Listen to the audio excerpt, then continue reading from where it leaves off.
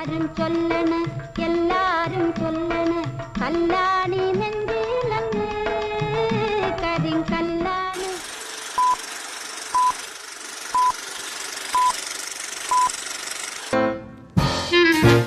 നമസ്കാരം.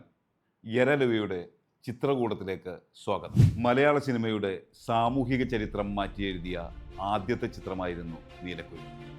1954 ഈ സിനിമ പുറത്തിറങ്ങിയത്.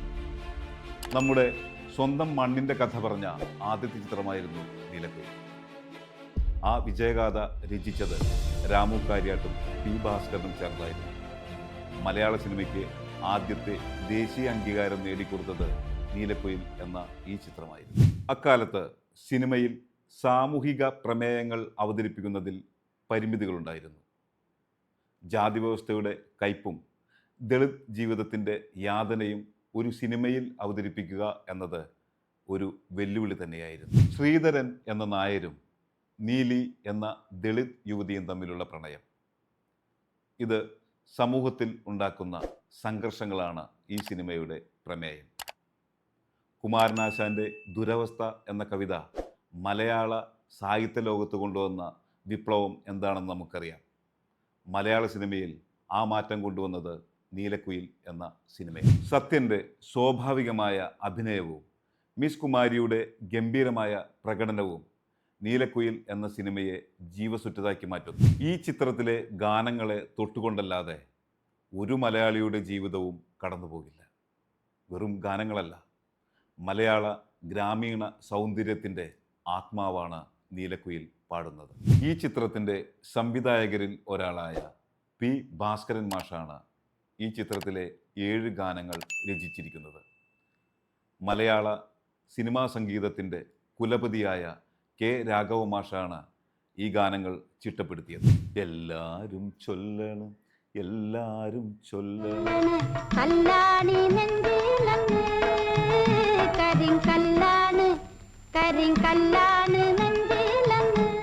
ജാനമ്മയുടെയാണ് ഈ ഗാനം പാടിയത്. കായലരികത്ത് വളയെറിഞ്ഞപ്പോ വളകിലോക്കിയ സുന്ദരി പെണ്ണു കെട്ടിനു കുറിയെടുക്കുമ്പോൾ ഒരു നറുക്കിനു ചേർക്കണേ. ഈ ഗാനം പാടിയത് കെ രാഘവ മാഷ് തന്നെയാണ്. ശാന്ത പി നായർ പാടിയ ഉണരുണരു ഉണ്ണിക്കണ്ണ എന്ന ഗാനവും കോഴിക്കോട് പുഷ്പ പാടിയ കടലാസുവഞ്ചിയേറി എന്ന ഗാനവും ഈ ചിത്രത്തിലുണ്ട്. എന്നാൽ മലയാളികളുടെ മനസ്സിൽ തുള്ളിക്കളിക്കുന്നത് മറ്റൊരു ഗാനമാണ്. മാനെന്നും വിളിക്കില്ല മയിലെന്നും വിളിക്കില്ല മാടത്തിൻ മണ്ണി വിളക്കേ നിന്നെ ഞാൻ. മെഹബൂബാണ് ഈ ഗാനം പാടിയത്. കുയിലിനെ തേടി കുതിച്ചു പായും മാര പട്ടുകുപ്പായക്കാര.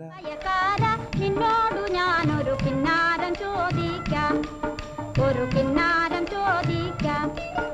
ജാനമ്മയുടെയാണ് ഈ ഗാനം ആലപിച്ചത്. മലയാളത്തിലെ എക്കാലത്തെയും ഇതിഹാസ ഗാനം എങ്ങനെ അബ്ദുൽ ഖാദർ പാടിയ ഗാനം. ഈ ഗാനങ്ങൾ ഓരോന്നും സിനിമയുടെ കഥാസന്ദർഭങ്ങളോട് അത്രമേൽ ഇഴുകിച്ചേർന്നവയാണ്. മിസ് കുമാരിയുടെ നീലി എന്ന കഥാപാത്രമാണ് ഈ സിനിമയുടെ നട്ടെല്ല്.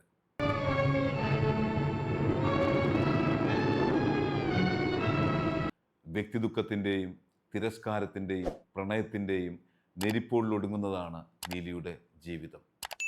മിസ് കുമാരി നീലി എന്ന കഥാപാത്രത്തെ എത്ര ഭാവാർദ്രമായാണ് അവതരിപ്പിച്ചിരിക്കുന്നതെന്നറിയാൻ ഈ സിനിമ കാണുക തന്നെ വേണം. സ്റ്റേജ് നാടകങ്ങളിൽ നിന്ന് മാറി ക്യാമറയ്ക്ക് മുമ്പിൽ എങ്ങനെ സ്വാഭാവികമായി അഭിനയിക്കണമെന്ന് സത്യൻ നമുക്ക് കാണിച്ചു തരുന്നു.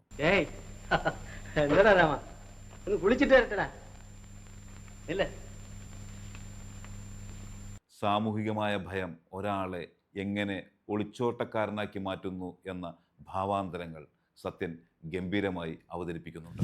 ക്യാമറ കൈകാര്യം ചെയ്തത് എ വിൻസെൻ്റ് ആയിരുന്നു. ഔട്ട്ഡോർ ലൊക്കേഷനുകളുടെ ഉപയോഗവും പ്രകാശത്തിൻ്റെ കൃത്യമായ വിന്യാസവും സിനിമയ്ക്ക് ഒരു ഡോക്യുമെൻ്ററി സ്വഭാവം നൽകി. മലയാളികൾക്ക് മറക്കാനാവാത്ത 2 സംവിധായകരാണ് പി ഭാസ്കരനും രാമു കാര്യാട്ടും.